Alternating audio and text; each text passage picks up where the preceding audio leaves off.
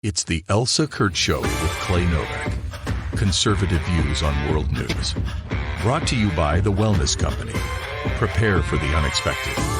And Refuge Medical. And now, it's time for the show.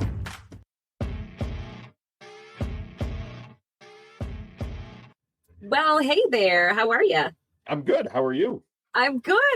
I was just whining and complaining to Clay beforehand that I'm once again discombobulated. I just, when plans go awry, I'm not one of those people that bends well. when they don't go my way. It's the price to pay for being a good grandma. Like that's where you're at. That's what it is. Yeah. That part was fantastic, and yeah. They're so fun over there. They're gluttons for punishment. They added 2 puppies to the mix, so it's 3 kids under 3 and under, and 2 puppies, so 5 under 3. It's a fabulous zoo over there, and you just fly by the seat of your pants, and it's wild and fun and great. That part was great. When I came home, I just had all these plans of how my day was going to go, and it didn't happen. So I have to put on my big girl pants and just get over it. Okay. So for our audience, it's Wednesday. It's 5 p.m. Central, 6 p.m. At East Coast. And if we see a little bit of crabbiness out of Elsa, we now know why. You know why? Why? It might be a little spicy today, right? Spicy's good. We got some spicy stuff to talk about. We do. We'll get to it right after this.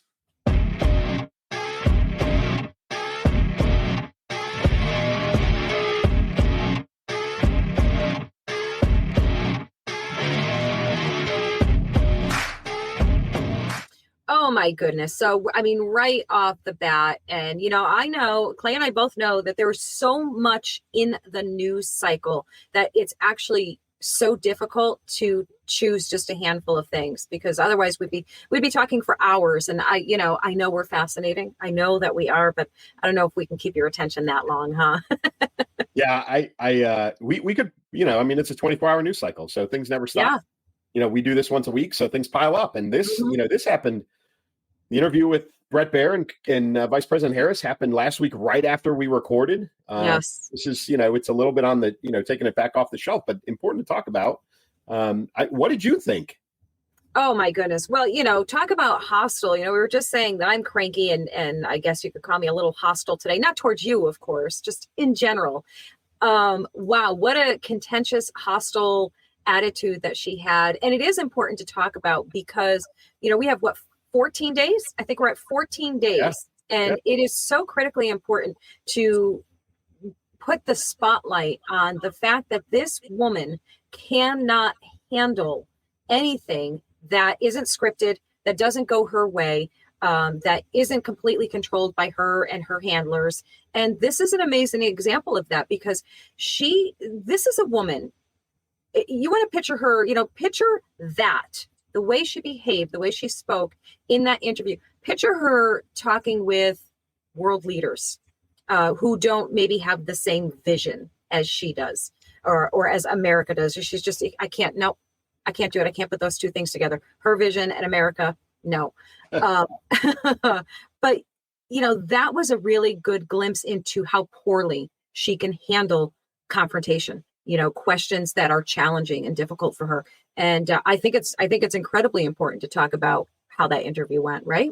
Yeah, I think your point about world leaders is very, very valid in the sense that, she is used to the deference paid to, her as the vice president, presidential candidate, our media minus, this past interview has been very, very friendly to her.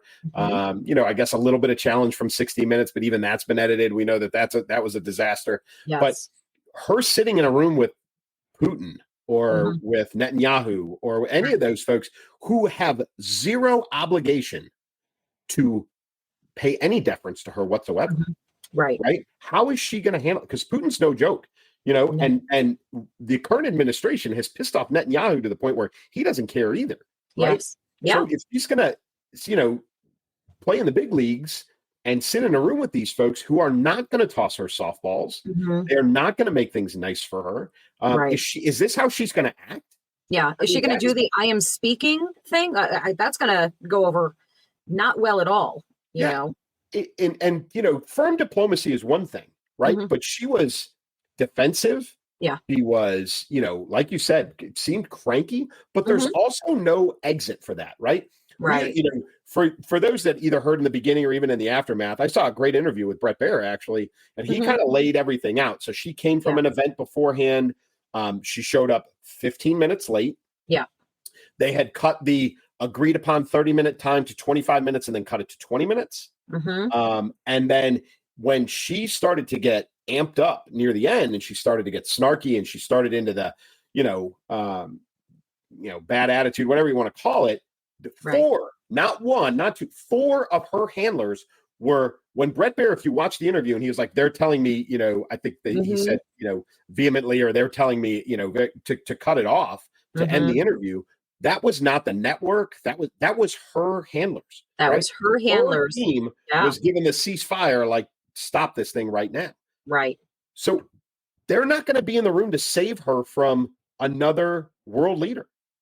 Exactly. That's And this not how is, it works. this is right. And this is like, there's been more examples of her being so handled by her handlers.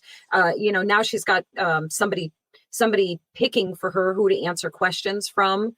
The level of orchestration and control that they're trying to exert over her every move, her every appearance, her every show appearance, everything that she does, the level of orchestration that they're doing. Like, how are you, like you said, how are you going to do this in these real-time settings where you're dealing with the foreign leaders, where you're making executive decisions, where you're, called upon to be present? Do you think she's failing already? Her response for the hurricanes, everything that she has been called upon to respond and act in a presidential way, she's failed epically at. And this is like really important to make note of. Yeah, I mean, if anybody who saw, we talked about the Reagan movie. If you've seen the Reagan movie, there was some significant, firm diplomacy that went on between, Right. President Reagan and Gorbachev, and there was a lot of disagreement, but there was also there's a way to handle that, Yeah. right? And it is the stand up quietly and walk away, right? There's Mhm. not the wag your finger and talk over each other and blah blah blah blah blah. And listen, there are a lot of people who are angry with Brett Baer. I will tell you that based on the 30 minutes to 25 minutes to 20 minutes and the 4 pages worth of questions that he had, Mhm. and he wanted to get things done, questions asked, he had to talk over. We talked about it, right? We talked Mhm. about it last week. Yeah. You knew she was going to go into stall tactics. You know, Yes. she was going to act like it was a debate, and Mhm. he wanted to get things done. So Right. he had to talk over her to stop the BS Yeah. so that he could get an answer out of her. Mhm. And it was, the classic line of the whole thing was, what I'm talking about. No, I don't know what you're talking I about. don't know what you're talking Please about explain at it to all. me, right? Yeah, And that was great. So right. hang on. So you're saying people were, and I didn't see this. So you're saying people were getting mad that he talked over her? Oh yeah, there was a Oh. lot of accusations of he wouldn't have done that if it was President Trump. If it was a man, he wouldn't have done it. Accusations of can't stand. mansplaining. There was all of that stuff. I cannot stand when they pull this gender card all the time when it suits them. It's so absurd. Like, no, if you're going to be in that arena, That's toughen right. the hell up and hold your own. He doesn't have to be gentle with you. He doesn't have to treat you like a girl, Nope. And I thought that's what you didn't want to be treated like. Like, make up your freaking minds. What the hell do you feminist ladies want? And you feminist men, femboys, what do you guys actually want? Because you don't get to have it both ways. Correct. We say no, go cry in your corner, go find your safe space, or toughen the hell up. Put your big boy and big girl pants on. If you can't handle it, get the hell out. So if she can't handle a man who's just a journalist interviewing her, if she can't handle and take on that type of attitude, there's no way in hell she'll take on Putin. Yeah. No possible way. So No. if that's their argument, that's it. Yeah, and she got animated, and if you go back and you watch, there was probably 70% of her answers were, an attack on Trump, there's no policy, there's no plan, there's no explanation. There is literally, Trump's worse. Trump's bad. right? It's Well, not. Trump's running for office now, when she was, Yeah. when he asked her about Biden's cognitive decline. Trump is running for president. Well, has nothing to do with the question that was just asked of you. Yeah. Like we need to have an understanding of what was going on here over these past 3 years and how badly we've been deceived or attempted to be deceived by you. And her constant go-to, deflect, always to Trump. Well, Trump, I don't want to hear about Trump. I know everything I need to know about Trump. I want to know about you. What do you stand for? What are you going to do? What happened? And as we all saw, did she actually answer? Is there a single question? No. She actually answered. The consensus from everyone, from all of the coverage in the 3 days or so, 72 hours post-interview, was that she did not answer a single question. Right. Not one. Which is amazing. I mean, to not get a straight answer out of anything. And it started right off the bat. She went down she never said she was middle class, but she used everything else.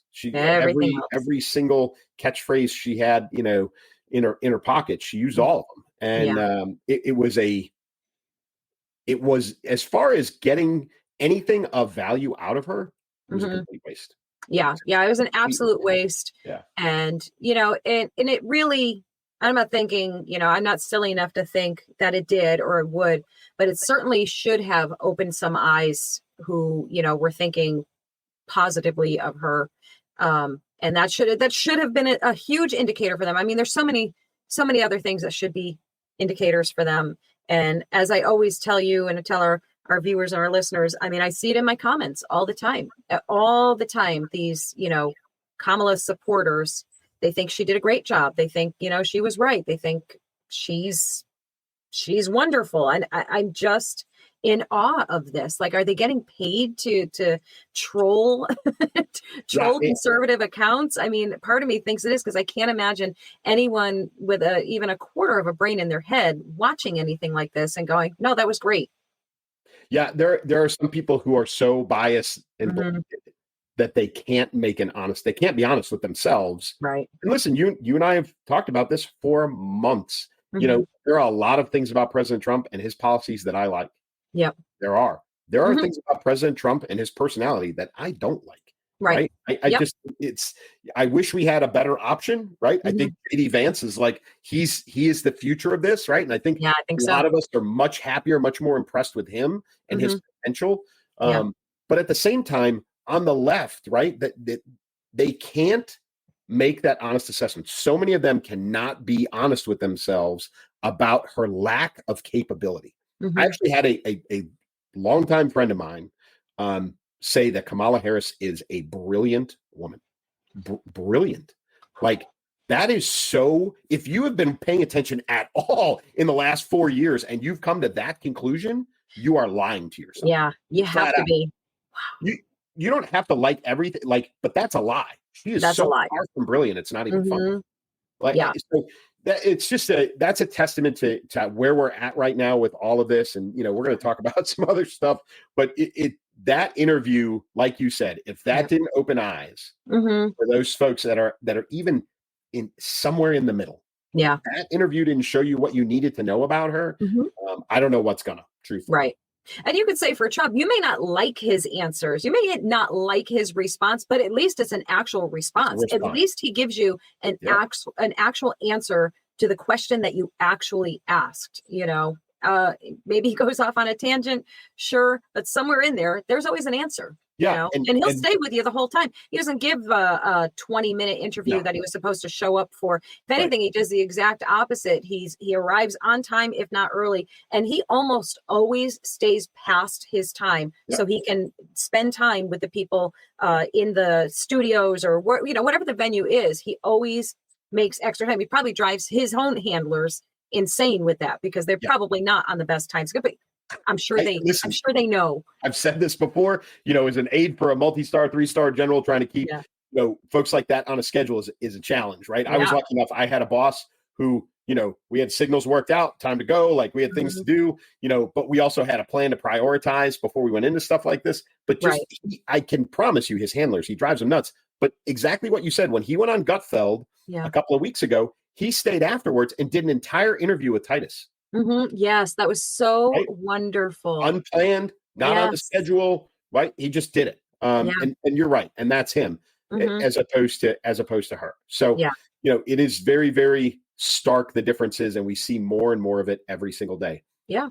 Case in point, one person worked at McDonald's and the other one did not. What? Yes. How about that? How, depending on what side of the aisle you're on, your opinion is either that was so great or that was the worst thing I've ever seen in my life. And, boy, some true colors came out in people Yes. and they showed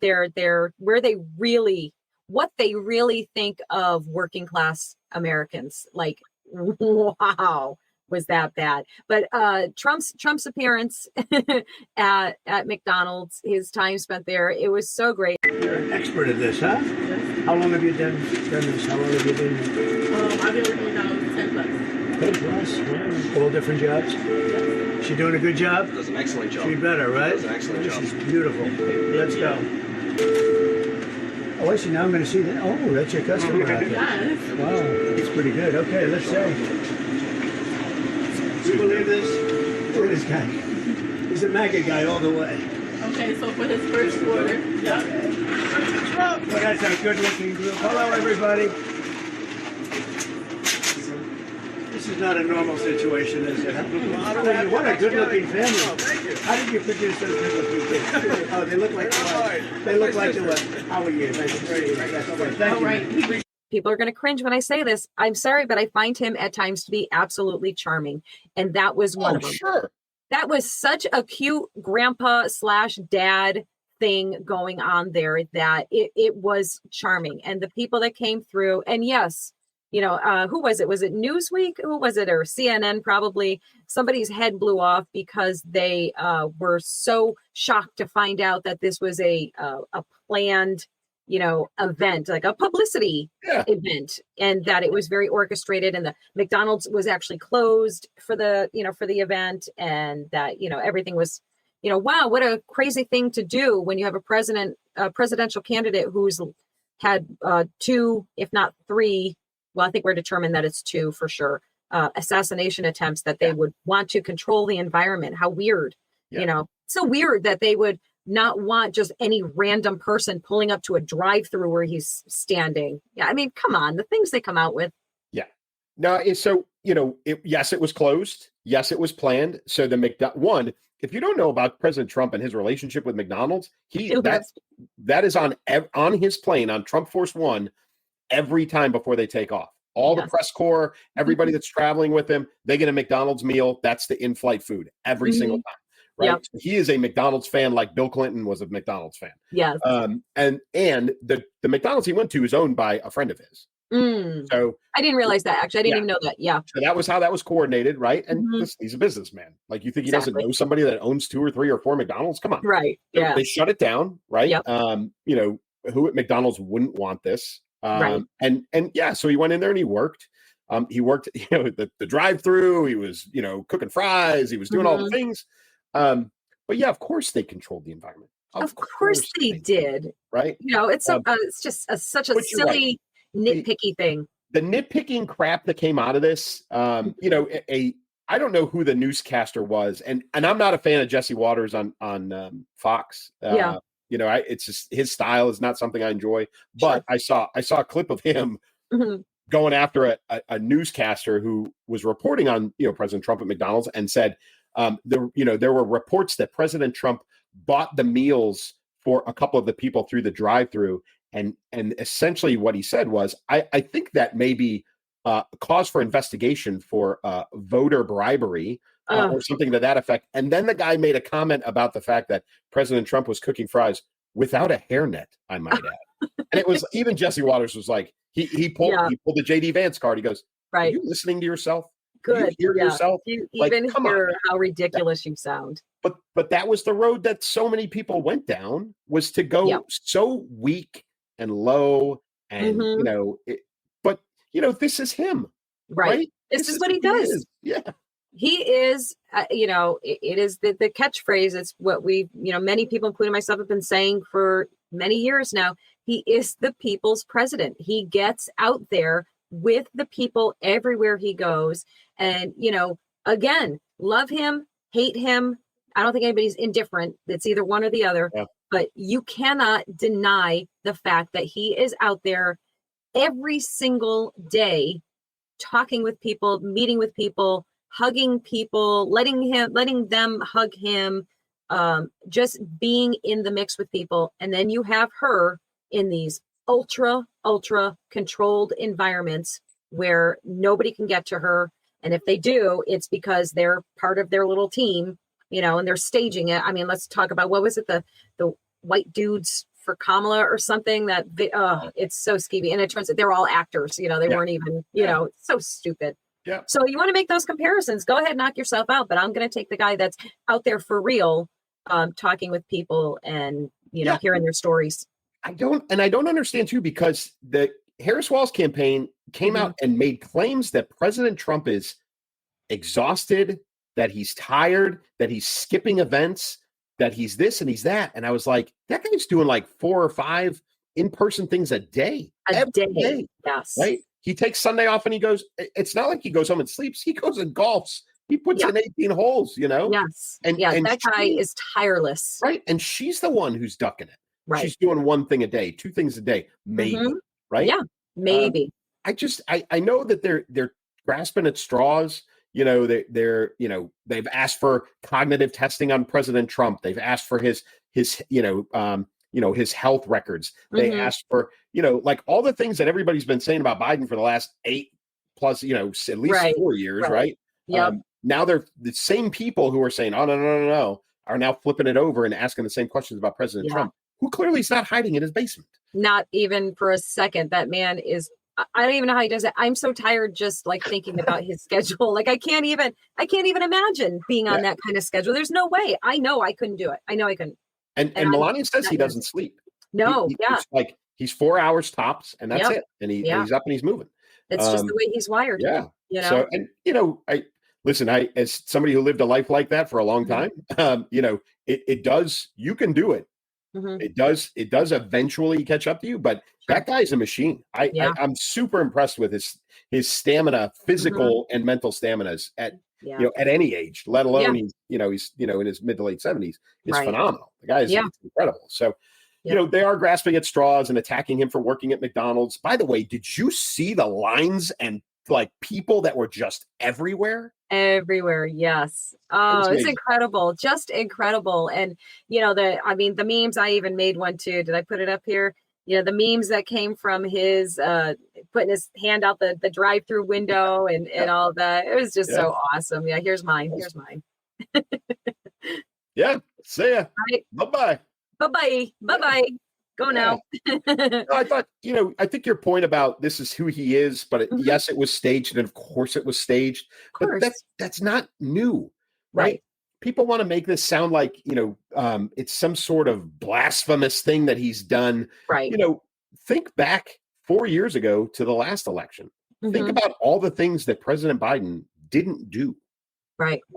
He when he wasn't in his basement, which was the vast majority of this time, he was stepping into stores that forced people to eat outside, right? That only could have 1 or 2 people inside at a time. He wasn't even capable of interacting with people. Nope. Right. So to compare what President Trump does to really anybody else in recent memory is crazy. It's ludicrous. Yeah. Oh, it's insane. And, it's even more laughable because while Joe was, still in the mix here for this election cycle, everything that Trump did, they tried to copy. Trump went to another like fast food or like convenience store or something. Remember that whole thing where that woman came up and hugged him? And now she's on his campaign trail speaking at multiple events. She'll have her own show. If she doesn't already have it, she'll have her own show. I forget her name, but she was great. It was like, I'm not going to remember what it is. It was like Kayla or Caitlin or something like that. She's phenomenal. And then within days they have like the Biden version of that, which is so awkward. It was so awkward and bad, and they can't even do that with her because she's so profoundly unlikable that they won't even subject her to that. Although I did hear, I think something about her making an appearance at a Five Guys. I don't know. We'll see. I have no idea. I think there was a really, really dirty joke in there. So I don't know. Yeah. We won't touch that one. But We'll leave that one alone then. maybe I didn't read that whole thing. That might be an after-hours show or something. I don't know. Yeah, which is actually really funny because as I was saying it, I was thinking that doesn't sound good. Nope. Oh well. All right, let's shift gears off of that right away. Let's do. Yeah. Let's do. Hey, Where are we going to next? No, let's go. Let's go international. I think this is pretty important. So this week, so UN, actually it was late last week it came out. UN report about the dangers of trans athletes in women's sports. So the UN has a designated, and I'm going to make sure I say this right because it's a very European word, UN Special Rapporteur, right? RAPPORTEUR, Rapporteur, focused on violence against women and girls, not specifically about sport, right? So that's where this comes from, and the perspective matters. Now, her name is Reem Al Salem. I don't know what UN country she's from, but she's the one who sat down and testified, sat in front of the UN General Council, and offered her expertise in this.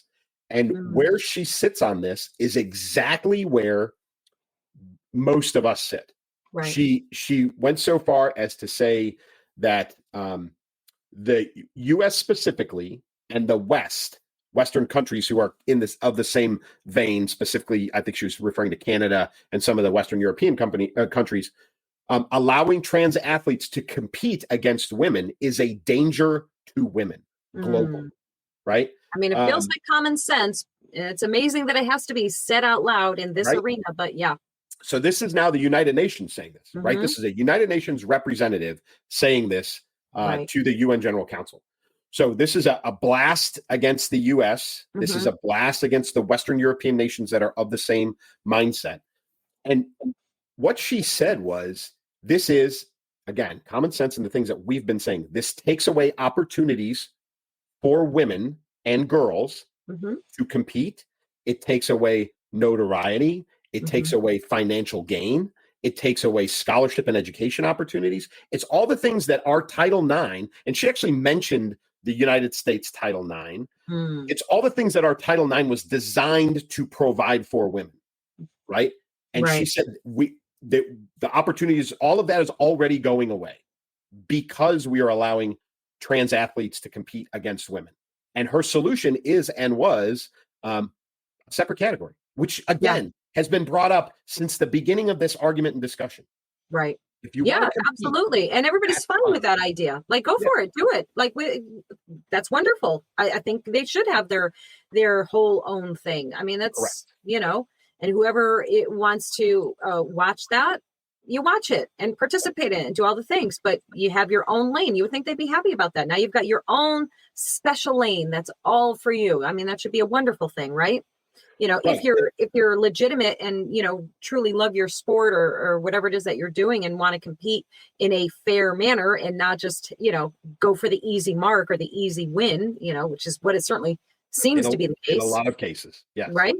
I mean, it is crazy. So I was, looking it up when you proposed the topic, I looked it up and it's crazy. It says UN official calls for female only sports categories after women athletes lose 980 medals to trans opponents. 980 medals. So that came out just today. The math, right? The tangible. Now, what is not yet hasn't been revealed is what level of competition are we talking about, right? And across what sports? Yeah, I think they said it's across 32 sports, but they didn't say what sports. Right. They also didn't say at what level of competition is this. So the number technically could be higher if they're only talking about a professional level and not including academic levels, like college sports and high school sports.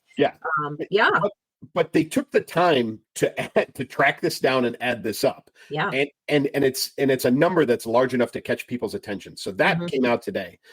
Her, as she talked through this, and really what she kept getting to was talking about nations like specifically Afghanistan, right? And, my experience there, I was there very, very early in 2002. I saw, I lived and worked in places and was walking around places where we saw the transition where women were coming out of burqas, right? They were exposing their face, right? They were, and that progress was happening. Now, of course, it's all regressed and things have gone in the toilet. But she was talking about nations like that where you have women have enough challenges, oh, by the way, to do anything at all.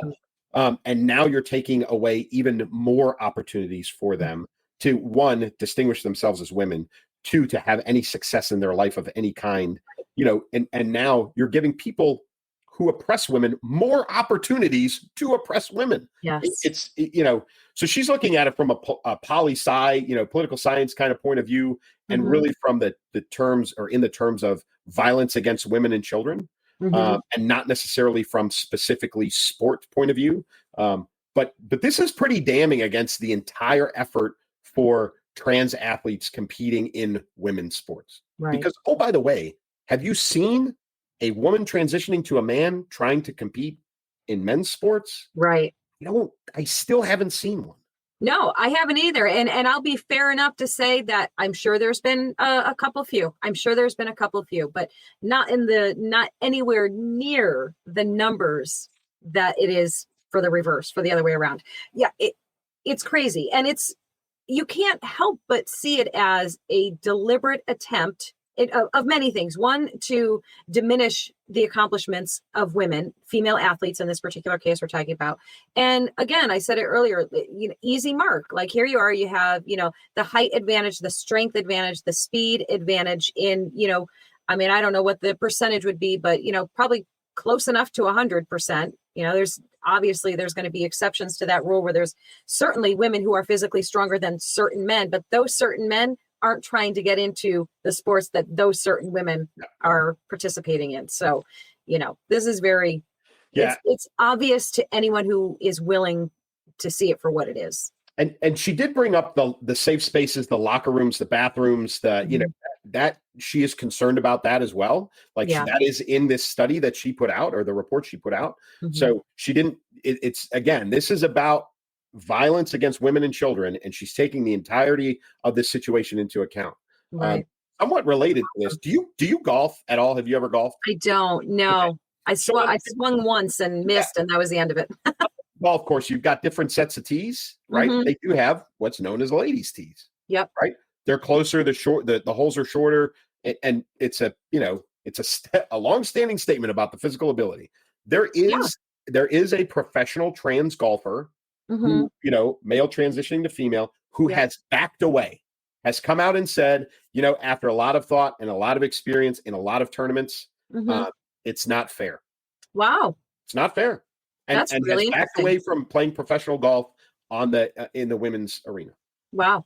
And I feel badly for that person, because I do want for them to be able to enjoy their sports and participate and have opportunities. I 100% agree that everyone who has a talent, a skill, should be able to explore and promote it and do whatever they need to do with it in the proper setting where it's fair for all. It's as simple as that. So I think it would be amazing if they all got together and said, we're going to create either our own leagues or our own, whatever. And same thing for the Olympics, create a category, just do it. You're so for it. Listen, we've got senior Olympics, we got Special Olympics, we got I don't Olympics, right? Yeah. You have all the variations. Add one more. Yeah. Why not? I don't get it. And she, if I remember correctly, there was even a mention, although I think fairly small, about, because she came in with some, recommendations, and one of them was something that was a very hot button here in the United States, and that was essentially gender exams. Okay. She promoted. She thought that was appropriate and applicable, in the sense of, like, listen, as a competitive athlete, your privacy in most cases is now gone, right? Everybody goes through health exams, right? Everybody goes through drug testing, what I mean? Everybody goes. So, the idea of, gender exams, she thought was, appropriate and should be part of this. Right. But again, in the United States, that was such a huge, outrage that was associated with that, which was absurd. Yeah, and it's an outrage because they know what the results of those exams are going to be. Exactly. Like, they don't, it's pure nonsense. And I think we are getting closer to a point where everybody is basically saying, enough already. like we're not participating in this. I think it was there's either a high school or a college. I think it's a high school team, and I apologize, I forget where exactly it is, but they're forfeiting games or matches, whatever the case is, because there you go. So good for them, and I think more schools and more teams need to do that, and and their schools need to back them up, and not throw them under the bus. And I think they put out kind of like a somewhat neutral statement, right? Like, we think that everybody should have the opportunity to blah, blah, blah. But we also support our players and our, so there's a very like walking right down the middle of the line and just trying really hard not to get sued by anyone response. I think that was like the gist of it all. Like, we're just trying not to get sued here by anyone. I think this, though, the report, what it highlights to me most is how, the U.S. specifically, Canada, some of the Western European nations have really kind of lost our way as far as this is not global leadership. Right. That's, this is a minutely small population, not just in the United States, but globally. Yes. Right. This population of competitors is so small that international sport bodies are like, they're starting to ignore this. Now you've got the UN weighing in. The UN is weighing in, for crying out loud. The UN is weighing in. Yeah. So this is, I think it's a great indicator that, the globe, the other countries around the world are starting to look at us and go, what? Like, what are you guys doing? So it doesn't bode well for us. It's not a great image. And some people say, well, we should be doing things for the right reasons and not for an image. But, you start to lose people. You start to lose faith in the United States when countries see things like this that they don't agree with as a culture. So, it's a challenge. I do like the fact that the UN's involved with this. I like that they're expressing an opinion that, it's not necessarily just kowtowing to, the latest trend. So we'll keep an eye on this. We'll see what comes out of it. But it'd be interesting to see in the number, the medal count. Like, what were the statistics behind that? Really? Yeah, that would be really interesting to see, because I would like to know, who that includes or excludes. I'd like to say again. I would tend to think that the number would be even higher if you were including, schools. But we'll see. I don't know. I'm definitely curious. So keep an eye on it. You're a watchdog. You're good for that. I do. I tend to do that. Good. I love it. All right. Who are we moving on to? Talk about skipping events. How about that? So this is actually a twofold, right? Like, this is like twice essentially. So, so the first thing, so we'll start with the first one, which is Kamala was speaking at one of her rallies, and I think it ended up being some students, some young people. She was talking about Roe v. Wade and all of that, and somebody in the audience shouted out, "Jesus is Lord." And she said, "You're in the wrong rally." And then she went on to tell them that that rally is down the road, and it's much smaller. Like, so insult. And that should have been a nail in the coffin for her as far as the Christian vote. And I think for some people it certainly was, not nearly enough, I don't think, because I do think there are still a large number of Christians that are actually planning on voting for her. Again, I see them in the comments. Not so much them, but people who know them. They're like, oh, my so-and-so, my cousin's brother's niece's daughter's friend. I don't know. She says she claims to be a Christian. She's voting for Kamala because she thinks she's more Christian, has more Christian values than Trump. And it's like, hang on, the woman whose platform is based primarily on her abortion stance, that's the one you think has better Christian values? Are you kidding me? It's so bizarre to me. How are these people existing? Like, how do they tie their shoes? How do they function? You've got Nancy Pelosi and the president both claiming to be Catholics. Like, give me a break. Yeah. So listen, I'm with you. To me, that none of it jives, but in their heads, there are enough people that it makes sense to them. Yeah. It does. I'm sorry, I'll go tit for tat here, so the usual litany of the why they won't vote for Trump or why they don't like Trump. He's an adulterer. Kamala Harris was a mistress to an adulterer. So there's that. Married an adulterer. And married an adulterer, and a guy who's got some even more serious accusations against him, which are just accusations. We don't have any proof of that yet, but some pretty ugly ones. So, and her abortion stance, like she's so pro-abortion. It's not even pro-choice. It's pro-abortion. The way they platform their stance, and of course they call it the line. This is what makes me crazy all the time. And I will not play along with the language BS that they play. Stop calling it women's reproductive health or women's reproductive rights. Yeah. Shut the bleep up. It is abortion. Call it what it is. So not playing that game with them. So I'm sorry. If you're a Christian and you're voting for Kamala, I think you really need to go back and I don't know, open up your Bible for heck's sake, because that is not Christian values right there. None of it. So Trump is a flawed man. He is a flawed, faulted man. We are all flawed and faulted. And of course, I'm speaking directly to our Christians and our Catholics. He's made some, curious choices and things in life. Absolutely. But he is a man that will protect your rights to practice your religion and to have your faith and to share your faith and express your faith. So pick wisely, people. He also attended the Al Smith dinner. Yes, he did. Yes, he did. And who did not attend it? Kamala. What did she do instead? She sent a video that I'm only going to play the very first part of because I can't even stand it. So I'm just playing a tiny bit of it. Here you go. And distinguished guests, the Al Smith dinner provides a rare opportunity to set aside partisanship. Cool. Oh, sorry. Hey, what's going on? Who was that? Oh, sorry, Mary Catherine Elliott. Mary Catherine Elliott. It's so nice to meet you. Very nice to meet you, Mary Catherine. Right now I'm trying to record my speech for tonight's dinner. Oh, yeah, I know. I just want to say that I'm Catholic, and tonight is one of the biggest dinners next to the Last Supper. It is a very important dinner, and it's an important tradition that I'm so proud to be a part of. Sometimes when I get nervous, I stick my fingers under my arms and I simmer them like that.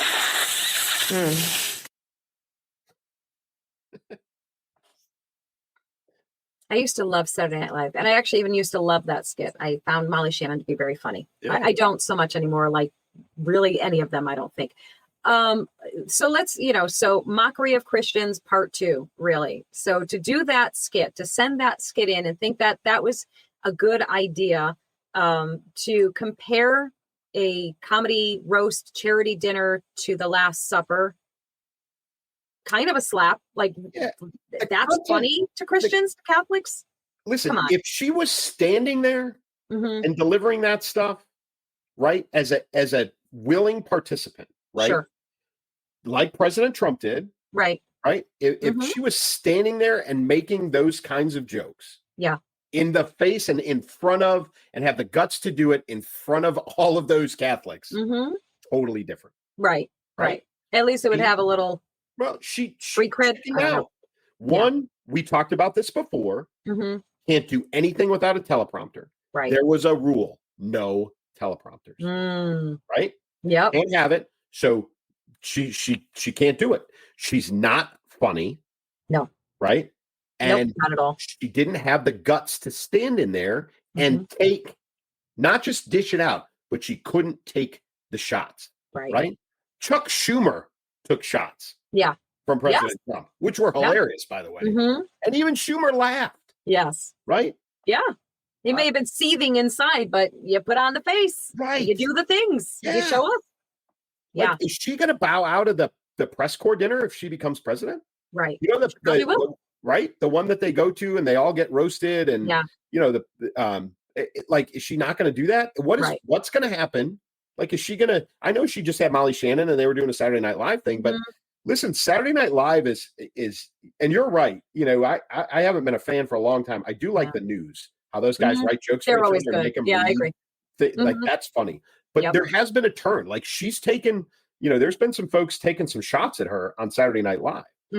So how is she going to manage that if she's president? Like, this whole thing, it's such a character flaw in who she is. Yeah.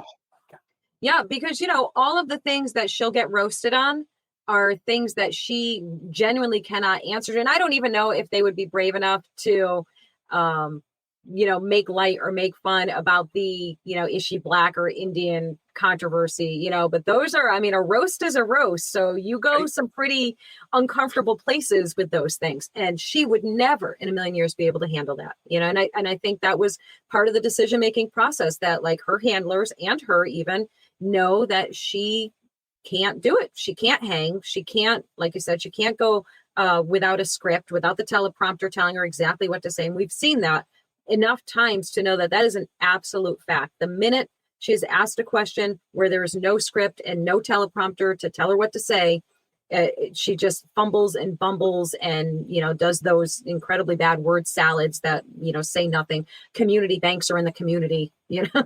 Come on. Did you see just the other day she was off script and she said that vice presidents are not essential to their presidents? She said that as the sitting vice president. Oh, totally off script. Yeah, vice presidents really aren't that essential, you know, to their president. Yeah. Okay. Well, how about that then? Like, yeah. So yeah, she can't do it. She can't stand in there and swing. She can't take the punches, you know. Nope. And honestly, her delivery, I think, would be so bad that everything that came out of her mouth would sound not only would it not be funny, it would sound mean. You know what I mean? Yes. Like, that's just who she is, I think, and how her delivery would come out. Where, you know, President Trump's like, hey, you know, Schumer's here tonight. You know, hey, Chuck, your party's so woke, you may actually end up being the first woman president. You know, and it was funny. And Chuck's sitting there and he's shaking his head and he's chuckling to himself, right? Yep. She couldn't pull that off if she tried. No, there's she just can't. And the proof, and if anybody, like, here's the proof. She didn't show up. She sent in a video.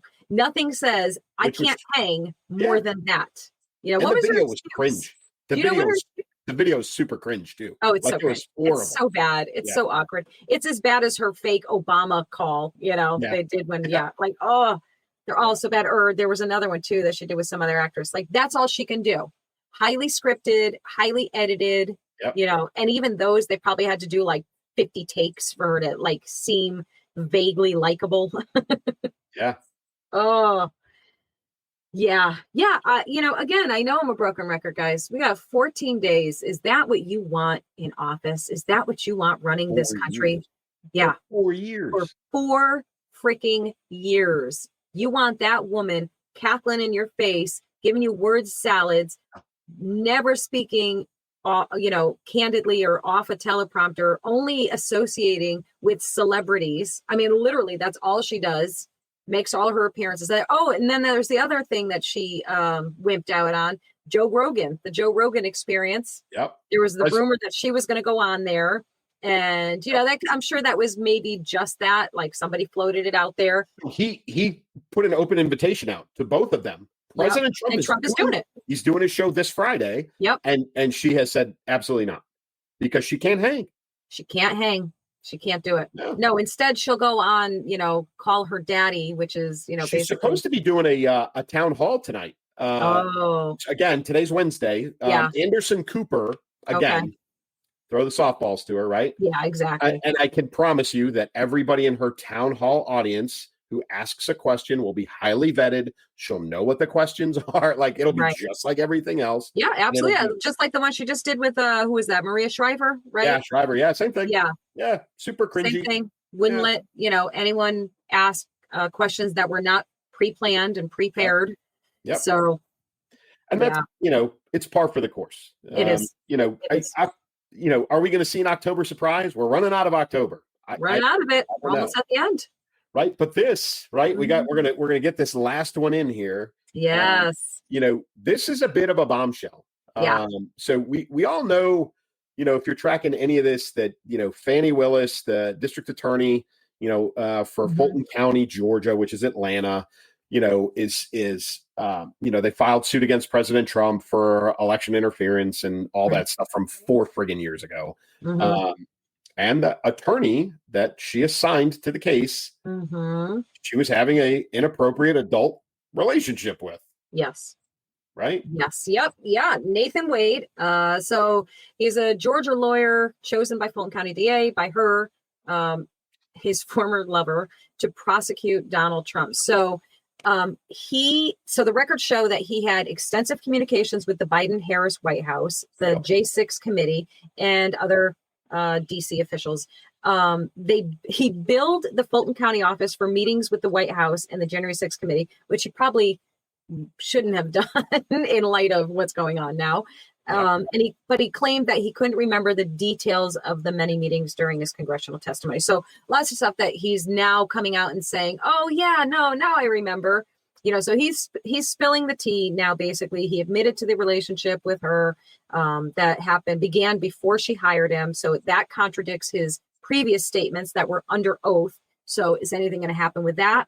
I don't know. I mean, right. Let's see what else. It's such crazy stuff. So he acknowledged his lack of experience in prosecuting RICO cases or working in a DA's office prior to the Trump case. Yep.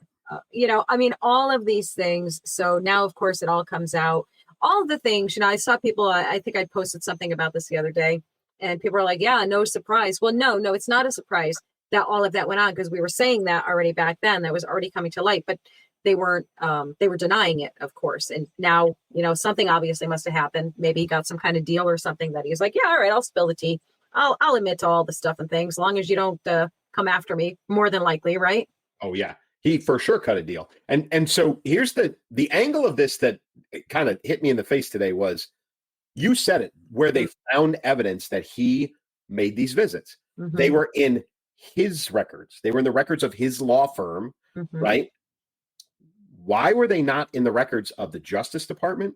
Why is he not on the visitors log of the White House? Right. Why, like, all of these things that we should have known a long time ago are now coming out because of record keeping of his own, right? Of his own. Yeah. Right. So, somebody doing the right thing, doing an expense account, right? And billing the White House, the Justice Department, thousands of dollars for him to prosecute President Trump, and him having meetings in the White House. Yeah. But no record of it on the federal side. Right. Yeah. So not shady at all. No. So where's the record of the payment, right? To him and his law firm. Yep. Where's the record of him on the visitors log? Where is all of that? And oh, by the way, this is again weaponization of the Justice Department. Right? Absolutely. This has nothing to do with Fulton County and Atlanta, and everything to do with Washington, D.C. directing this lawsuit. Yes. 100%. Yeah. And again, like, probably anybody listening and watching or just simply following along with this, it is infuriating that most likely we know nothing's going to happen. Nothing's going to come of this. Nope. And that's the kicker right there. That is the thing that we as Americans should be absolutely livid about and simply not accepting. And, I honestly don't know how to force them to make something happen. But if somebody does, man, put it in the comments, because this is so frustrating. Like, this is where we're at. No accountability. No, the damage is essentially done, because there is a huge portion of the country that believes that, Trump is guilty of everything that they accused him of. And, again, lies upon lies upon lies upon lies. And they get away with it. Nothing will happen. He'll serve no jail time. He'll have no, financial losses from this, no penalties. I mean, what, disbarred, or did he already quit? I think he's already done, right? Is he even an attorney anymore? I don't, that's a good question. I'm not sure, but we should go back, because we did 6 months ago, we did an entire show about all of the lawsuits. Remember? Right. We walked through we should go back and clean that up. Like, go back and watch it again and go, hey, okay, well, this one's done, this dismissed, this delayed, right? And check all that out, because we have, like you said, nothing's going to happen with any of this stuff. No. And we've all kind of lost the bubble on the number of trials, what they're for, what the outcomes have been. All we know is the same statement we keep hearing. He's a felon. Right. That's it. Yeah. Yeah. And he's not. They keep calling him a convicted felon. He's not a convicted felon, guys. Nope. I know you want him to be, but he's not. And the woman who, and I love her beyond words, I love her, Megyn Kelly, just destroyed. Did you see that? My girl, love her. Yes. Isn't she just the best? Yeah. Seriously, I have like such a girl crush on her. She's so great. Destroyed this guy on stage in front of, a huge audience, of course, national audience, really. destroyed him because that's what he made the mistake of calling him a convicted felon. She's like, hang on. I'm sorry. Wait, what now? And she went, she slaughtered him. Yeah. That man had to go home, suck his thumb, and call his mommy. That's how badly she destroyed him. Yeah, it was great. You got to find that video, guys. It's incredible. It's a little on the long side. I would throw it in here. It's a little on the long side, so it'll run us over. Is that the Tucker? Is that when she was with Tucker? Was Tucker on the stage with her? I think he was. Yeah, there were 3 people on the stage. I think it was Tucker. I think you're right. Yeah, I was so glued to her. I don't even remember who was on the stage. She's love her. Yeah, that's I mean, listen, folks, we got 2 weeks left. We have 2 weeks left. Guys. And there's going to be a lot going on in the next 2 weeks. Mm-hmm. There was we'll see what plays out because it just kind of broke today, but maybe we'll talk about it next week if it's still relevant. There was an article in the Atlantic written by the editor-in-chief, guy named Goldberg, who the entire article was defamatory against President Trump and has turned out to be a complete and total lie. 100% the entire article. And while I hate to say we're all used to that kind of thing coming out of journalists nowadays, the important thing about that is that's the same guy who wrote the article that said President Trump called soldiers suckers and losers. Same guy. Right. So now we know he's a liar. Right. And that entire claim, liar, piece of that entire claim has been under scrutiny for 4 years or whatever it's been. But that's the same author, right? It's the same, and he's the editor-in-chief of the Atlantic. So if that continues, right, those are the things that, have the potential to turn some heads over the next couple of weeks. Yeah. If that particular one's still relevant a week from now, we'll talk about it. But folks, hang on tight because we got 2 weeks left and it's going to get crazy. Yes, hang on tight. And listen, I know a lot of you don't get political on your own personal pages, and I totally get it. I totally understand that. But I'm sorry, bombard them with facts and information. You'll get somebody to pay attention. You'll get a lot of people to block you and unfriend you and unfollow you. So come on, you can do it. You can handle it. You're fine. You can do this. But yeah, no sitting quietly and hoping for the best. You have to make the best outcome happen. I try not to be anxious. I try and get my Christian faith in line. I work on it, but boy, this stuff, it makes you anxious for sure. But as usual, you know what we're going to do. We're going to keep watching everything. We're going to keep bringing you all the news and all of the stuff and things. And I don't know. Anything else you want to tell them, Clay? So I'll pitch this to the audience, right? And we, Elsa and I both watch the comments on Facebook and YouTube, especially. If you guys have a recommendation, Elsa and I have never done a live show. Elsa's done a live show. I've never done a live show. What do you think? Maybe would we consider an election night? I don't know what your plans are for election night. Oh, yeah, no, I think that would be a great idea. I would totally be into that. Yeah. Right. Maybe we do an hour, like late in the evening, like as the reports start coming in. Right. I think that's a great idea. Yeah. Maybe we do a live one in a couple of weeks. What do you think, audience? You guys tell us. If we do a live on election night, are you guys going to tune in? You tell us yes or no, and then we'll make a decision. How about that? I like it. That's the plan. All right, guys, you know what to do. Last thing from me, I'm very excited. When you guys are watching this, my book series, my 6-book series, will have it's the official release date. So it is available now. If you are a fiction reader, it's out. It's on Amazon, and you can get it. And you can get it as a gift for people who do love that type of book. So so I'm excited. Yay! Happy book birthday to me and real birthday. It's awesome. Yay! Yeah. Oh, all right, guys. We will talk to you in the comments, and we hope you have a great evening, and we'll see you next time. See you next week. Keep moving, keep shooting. Combat veteran Terry Davis traded a life of adventure and violence for the quiet of the Midwest prairie. But when he catches wind of a potential terror threat to the country he swore to protect as a young man, his instincts make it impossible to stay on the sidelines. Casting off his years of training and experience and his guns to protect himself, his loved ones, and his nation, the aging warrior winds up in Tampa, making friends and meeting enemies along the way. As the threat slowly takes shape and reveals itself, Terry relies on the smarts and skills that kept him alive through years of combat. Yet the threat is much bigger than he realized, and he's not sure who he can trust. The one thing he knows for sure is that if he wants to stay alive, he needs to keep moving, keep shooting. Get ready for the much-anticipated return of Elsa Kurt's beloved series, Welcome to Chance, on October 24th, 2024. Set in coastal New England, this small-town saga captivates with its intricate tales of life and love. Follow the intertwined lives of 5 unique families as they navigate the complexities of their picturesque community. Experience the charm and drama of Chance, where every character has a story that tugs at your heart. Whether you're a returning fan or a newcomer, there's something for everyone to enjoy and connect with. Pre-order your copy now and immerse yourself in the enchanting world that Elsa Kurt masterfully brings to life. Don't miss the opportunity to fall in love all over again with the unforgettable stories of Welcome to Chance.